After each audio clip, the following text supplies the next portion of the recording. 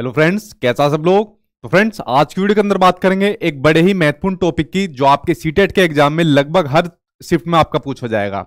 जिस टॉपिक की मैं आज बात कर रहा हूं उस टॉपिक का नाम है आपका लॉरेंस कोलबर्ग का नैतिक विकास सिद्धांत, मोरल डेवलपमेंट थ्योरी, जो आपके लॉरेंस कोलबर्ग ने दी थी। इस टॉपिक के ऊपर आज मैं बात करूंगा।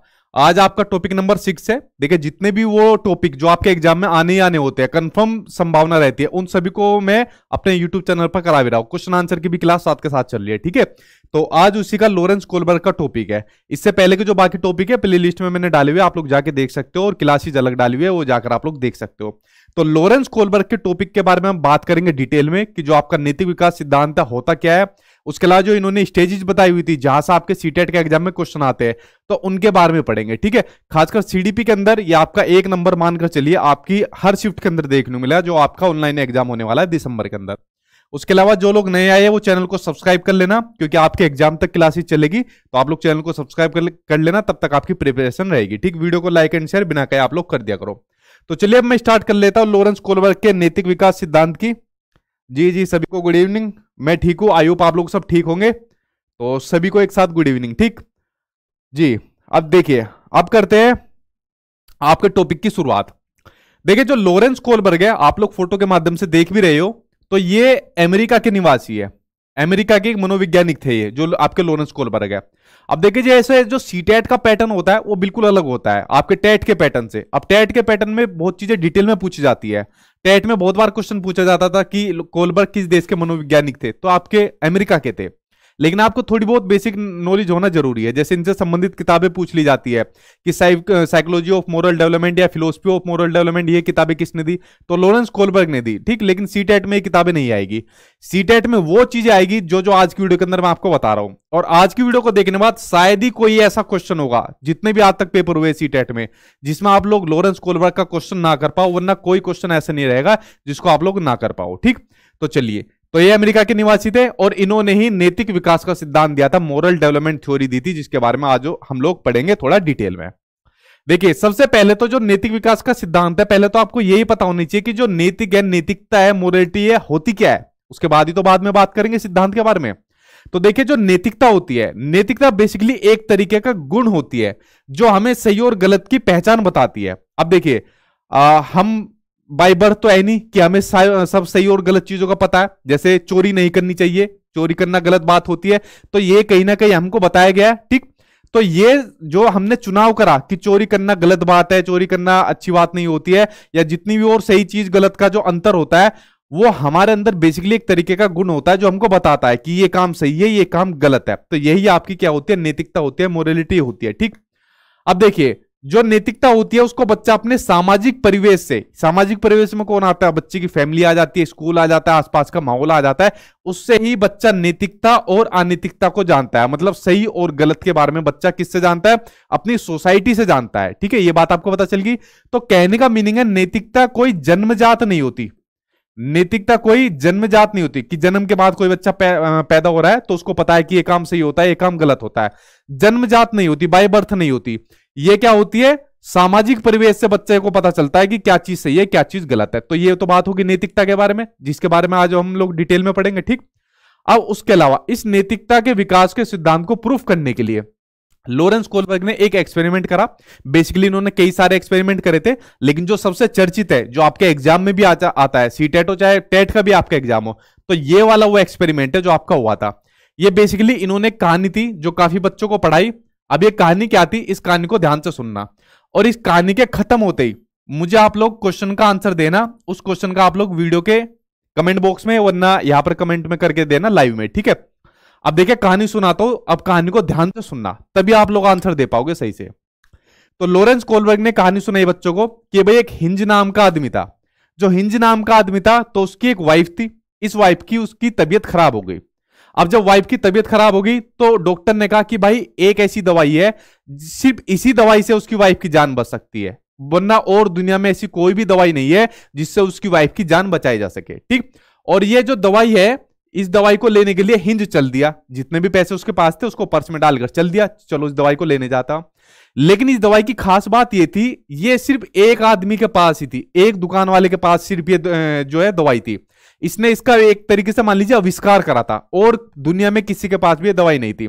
अब इस बेचारे ने कई सालों की मेहनत लगाई, अपना खूब जो है पसीना लगाया इसके अंदर, अपनी खूब इन्वेस्टमेंट लगाई, और तब जाके इस दवाई को बनाया।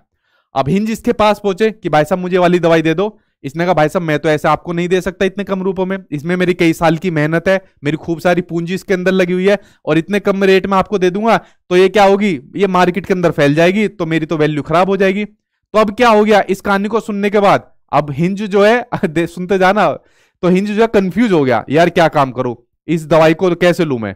तो हिंज के माइंड में एकदम एक चीज आई कि यार एक काम करता हूं, दवाई को जाके चोरी कर लेता हूं, अगर भाई चोरी नहीं करूंगा तो मेरी वाइफ मर जाएगी। तो हिंज जाके जहां पे आदमी का घर होता है वहां से जाके इस दवाई को चोरी कर लेता है, और चोरी करने के बाद अपनी वाइफ को दे देता है, और उसकी वाइफ की जान बच जाती है। अब देखो मैंने आपको पूरी स्टोरी बताई, और स्टोरी के बाद अब आपका क्वेश्चन निकल कर आ रहा है। जो स्टोरी भी आपको बताई है ना, ये भी पेपर में आती है आपकी, ठीक है, इसलिए स्टोरी भी महत्वपूर्ण थी। अब मेरा क्वेश्चन आप लोगों से है, चाहे आप लोग मेल हो फीमेल हो दोनों, आप लोगों से क्वेश्चन है, क्या हिंज ने चोरी करके सही काम करा?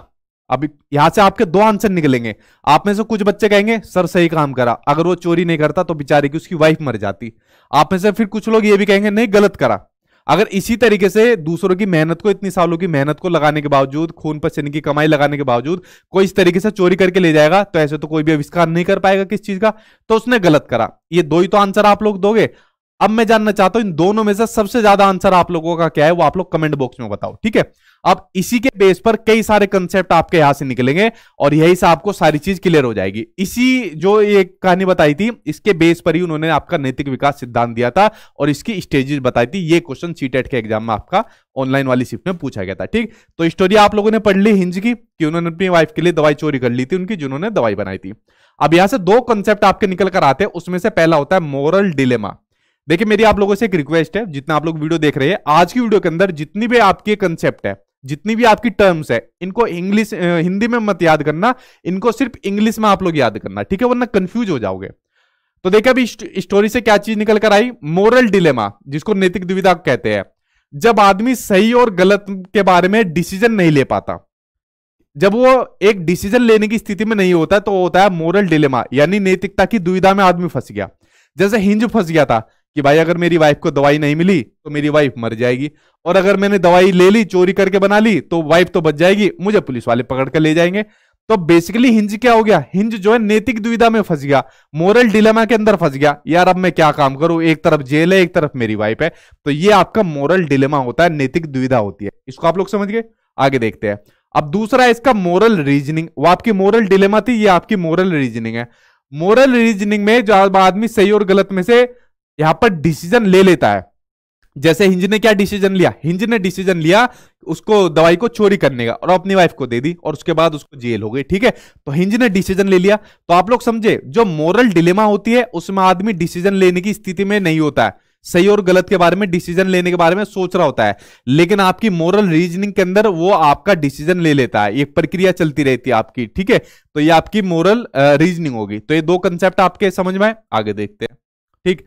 अब यहां से पढ़ते हैं हम लोग इसके सिद्धांत की आलोचना। देखिए आलोचना जो आज तक पूछी गई है पेपर 1 के अंदर, तो आपकी स्टेज से ज्यादातर क्वेश्चन आते हैं। पेपर 2 के अंदर इस सिद्धांत की आलोचना भी हुई थी। अब देखिए आप लोग ध्यान से देखना, सभी देखना आप लोग, ठीक है। बेसिकली सिलेबस सेम ही होता है। अब देखिए जो कोलबर्ग ने आपका नैतिक विकास सिद्धांत दिया था, इसको क्रिटिसाइज भी किया था, इसकी आलोचना भी करी थी। और आलोचना करने वाली कौन थी, आलोचना करने वाली थी कैरोल गिलिगन। कैरोल गिलिगन ने इस सिद्धांत की आलोचना की थी। अब आलोचना में उन्होंने अपने क्या क्या तर्क दिए थे जो आपके एग्जाम में आते हैं। तो इन्होंने तर्क दिया था कि जो आपने एक्सपेरिमेंट करे हैं कोलबर्ग साहब, उसमें आपने महिलाओं को कम प्राथमिकता दी है। अब बेसिकली कोलबर्ग ने जितने भी एक्सपेरिमेंट करे थे उसमें जो है जो पुरुष वर्ग होता है उसको ज्यादा प्राथमिकता दी, महिलाओं को बहुत ही ज्यादा कम प्राथमिकता दी थी। आप लोग कह सकते हो एक तरीके का जेंडर बाइस आपके कोलबर्ग साहब ने दिखाया था। तो कैरोल गिलिगन ने कहा कि आपने अपने एक्सपेरिमेंट में जेंडर बाइस दिखाया, यानी महिलाओं को बहुत कम प्राथमिकता दी है। पहला ये आपका हो गया। दूसरा इन्होंने कहा कि जो आपने एक्सपेरिमेंट करे हैं, जो आपने नैतिकता का चीज बताई है, तो नैतिकता का आधार अलग अलग होता है, पुरुष में अलग होता है, महिलाओं में अलग होता है। तो पुरुषों के लिए इन्होंने कहा कि पुरुषों में जो नैतिकता का आधार होता है वो जस्टिस पर्सपेक्टिव होता है, न्याय पर्सपेक्टिव होता है। देखिए अब जो हिंज की स्टोरी थी जिसमें उसकी वाइफ की तबीयत खराब हुई थी, तो ज्यादातर पुरुष वर्ग कुछ ऐसे भी होंगे जो कहेंगे यार गलत करा है, किसी की मेहनत को ऐसे चोरी करके करना बेकार काम है। ठीक है, ये आप लोगों ने देखा होगा जब स्कूल के अंदर एग्जाम चलते थे और एग्जाम में मान लीजिए हम अपने दोस्त की चीटिंग कर रहे हैं अपने दोस्त से, ठीक है, और चीटिंग करते करते कोई पुरुष वर्ग आ गया, तो पुरुष वर्ग आके एक दो बार धमका देता था या दो तीन थप्पड़ मारे और उसके बाद छोड़ देता था। लेकिन जो महिला वर्ग आती थी, महिला मैडम होती थी, वो भाई सीधा कॉपी लेकर या तो काटा मारेगी या प्रिंसिपल के पास ले जाती थी। तो ये वाला काम महिलाएं जरूर करती थी। ठीक है, तो लेकिन जो पुरुषों की नैतिकता का आधार जो बताया कैरोल गिलिगन ने, वो बताया न्याय वाला, जस्टिस वाला बताया। ठीक है, अब इनमें मतभेद खूब देखने को मिलता है। जैसे मैंने आपको एक्सपेरिमेंट बताया, तो वहां पर तो केयर कौन दिखा रहा है, पुरुष वर्ग दिखा रहा है, और महिला वर्ग क्या दिखा रही है, जस्टिस आपको दिखा रही है। ठीक है, तो मैंने एक तरीके से अपनी बात के जरिए इसकी भी आलोचना करी है। ठीक है, तो इन्होंने यही तर्क दिया कि पुरुषों की नैतिकता का आधार न्याय है, जबकि स्त्रियों की नैतिकता का आधार देखभाल यानी केयर पर्सपेक्टिव होता है। कि जो महिलाएं कोई भी चीज सोचती है, सही गलत के बारे में कोई भी चीज सोचती है, तो केयर पर्सपेक्टिव से सोचती है। ठीक है, न्याय के दृष्टिकोण से ज्यादा नहीं सोचती, जिसको मैंने अभी अपने तर्क से गलत भी साबित कर दिया कि देखो महिलाएं भी गलत करती है। अगर आप लोग कोलबर्ग के सिद्धांत की आलोचना करोगे तो मैं भी आपके सिद्धांत की आलोचना कर दूंगा। ठीक है, तो ये बात यहां पर क्लियर हुई। आगे देखते हैं। दूसरा इसमें आलोचना यह भी हुई थी कि जो मेल और फीमेल की जो मोरल रीजनिंग है, जिसमें आदमी डिसीजन ले लेता है, तो उसमें जो कल्चर होता है, कल्चर के डिफरेंस को महत्व नहीं दिया, उसको इंपोर्टेंस नहीं दी लॉरेंस कोलबर्ग ने। ये इन्होंने इसकी आपकी दूसरी आलोचना करी थी। अब देखिए, मैं आपको एक छोटा सा एग्जांपल देता हूं। जैसे मैं अपने सीटेट के नोट्स देता हूं, तो मेरी इसी वेबसाइट से मिलते हैं, लेकिन कुछ लोग ऐसे होते हैं जो उसको फेसबुक पर या कहीं और पर मेरे नाम से पता नहीं कुछ उल्टा सीधा सेल करते रहते हैं बच्चों को, और कुछ बच्चे भी उनकी बातों में आ जाते हैं, उन नोट्स को ले लेते हैं। तो बेसिकली अब यहां पर क्या हो रहा है, नैतिकता क्या बता रही है कि अगर आपको सही नंबर से पास होना है, रियल नोट्स चाहिए, तो सचिन सर की वेबसाइट से जाकर लीजिए, वहां पर आपको रियल मिलेंगे। लेकिन जो फेक बांट रहे इस तरीके से, तो यहां पर उनका कल्चर भी एक तरीके से बताया जा रहा है कि इसका मतलब उनके घर में इस तरीके का कल्चर होगा कि इस तरीके के गलत काम को किया जाए, कि किसी के दूसरे के नाम को इस्तेमाल करके आगे बढ़ा जाए। तो जो नैतिकता होती है उसमें कल्चर का बहुत ज्यादा रोल होता है, ये बात बिल्कुल सही है। लेकिन लॉरेंस कोलबर्ग ने अपने सिद्धांत में कल्चर की अवहेलना करी थी। ठीक है, कल्चर के इंपोर्टेंस को ज्यादा महत्व नहीं दिया था इन्होंने अपने सिद्धांत के अंदर। तो ठीक है, ये इसके सिद्धांत की आलोचना हुई। अब बात